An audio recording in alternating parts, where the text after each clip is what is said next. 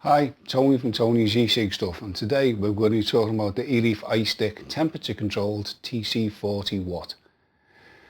There it is there, by Eleaf, another great product. I like the Eleaf brand.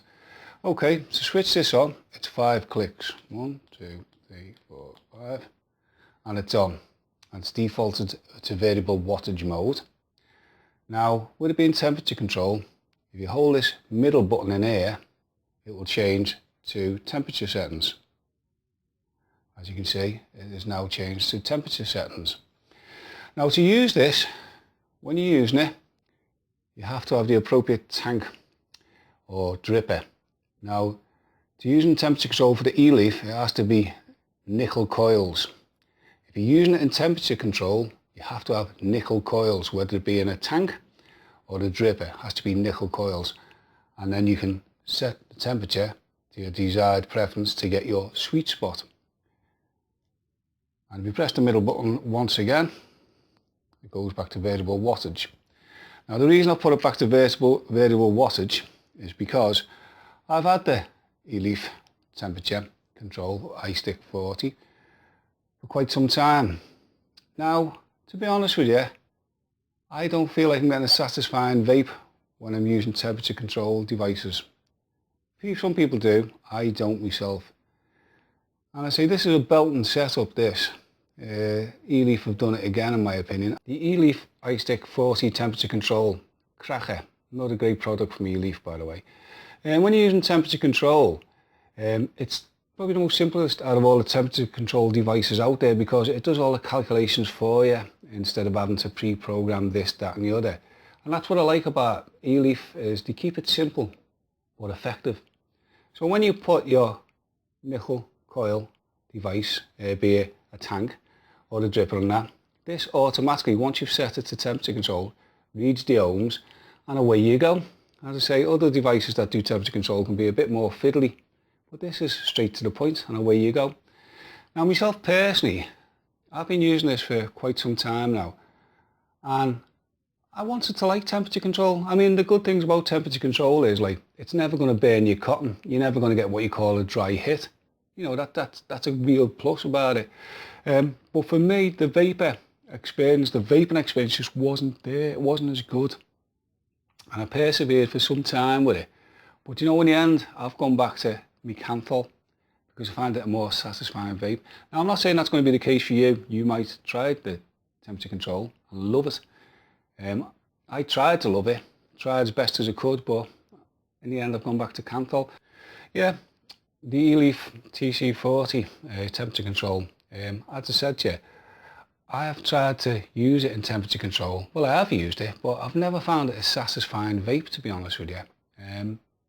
I've tried all different, like, temperature settings and different coils, albeit nickel coils they have to be, but I couldn't quite get the satisfaction that I was getting on my old Canthal.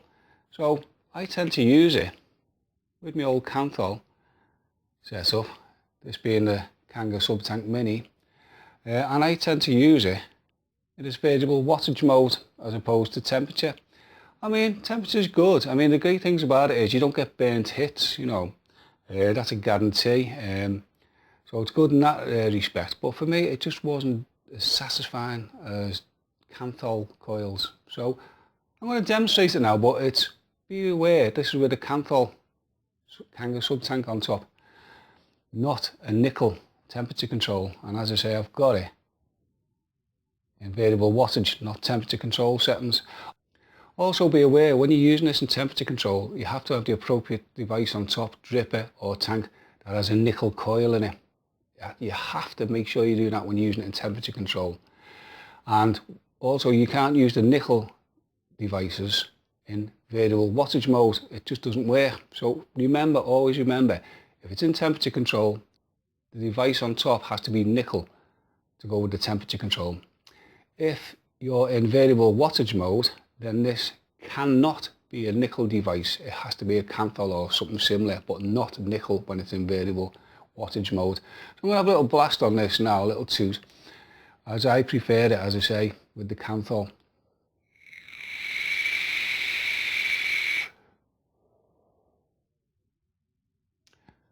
Belter.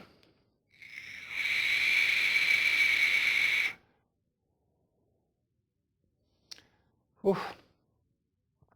Now when I have the temperature control nickel coils on top, what you've just seen is not quite as good. In fact, I'll try and set it up with a nickel one, give you an idea how it works, so I'll be back in a moment. Okay, I'm back with the temperature control device, the TC40 watt from iStick, and this time the top I'm going to put on it is an Eleaf Limo drop, and this has got a nickel coil build in it. So as I explained to you before, if you're going to use this in temperature control, you have to have a nickel coil build. So I've got that set at 600 Fahrenheit, as you can see, and I'm going to put it together, and we'll have a tooth on it, just so you can see the difference. You probably won't be able to see much difference. It's more in the experience where you can tell the difference between nickel and Kanthal. But this is the nickel one, as I say. As you can see, 600 Fahrenheit. So let's have a tooth on this.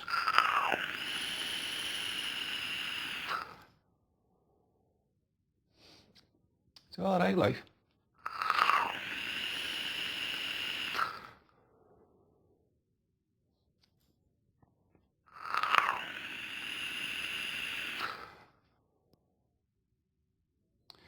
So 600 Fahrenheit, as I say. Now on this, it's the same with all Eleaf. These buttons here is for down and that's for up, or to take the temperature down or up. It's a round robin system, so when it hits a certain temperature, it just goes back to the beginning.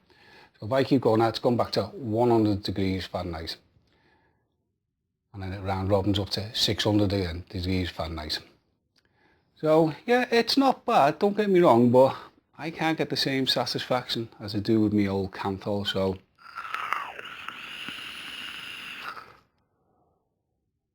let's see clouds. Well, the taste is there.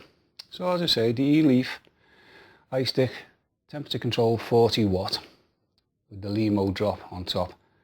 Nickel build, of course, because it's in temperature control.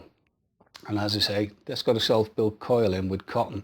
And as I explained to you before, you don't get any dry hits because it's in temperature control. Right, okay, I'm just going to disassemble it again, because I'm going to put my Kanthal back on. So what I need to do is press that middle button till it changes back to variable wattage, which it has done. I'm going to put it back up to 26 watts, which is what I like to vape at. And I'm going to put a Kanthal, because it's in variable wattage. Kanthal, you cannot put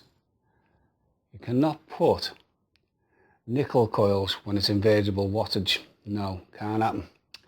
When it's in variable wattage, it has to be a Kanthal coil or similar. So let's have a little tooth. In variable wattage mode, 26, my old fave.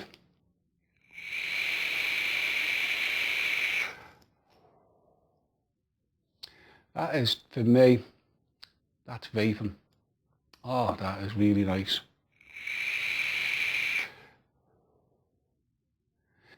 So even though it's an Eleaf iStick 40 temperature watt control, it has dual mode. You can have it in temperature control, where it requires a temperature control device with a nickel coil in, or you can have it in variable wattage mode, which I've got it in at present, which requires a Kanthal or something similar device on top.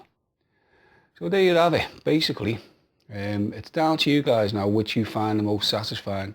Can't knock temperature control because you don't get any burnt hits when you're using temperature control and a temperature control device such as this with the nickel coil. This one is, as I say, the old Kanthal, which to me, I think is my favourite. To me, it's a superior vape. That's not to say that's not good, but this is superior. And I say it boots up in both modes. So I hope this has been helpful and informative. And if it has, don't forget to subscribe below. And also leave your comments down below and any questions further regarding this, I'll try and answer for you. Anything that I've overlooked, I will put little call outs in the video for any of the information that I may have overlooked.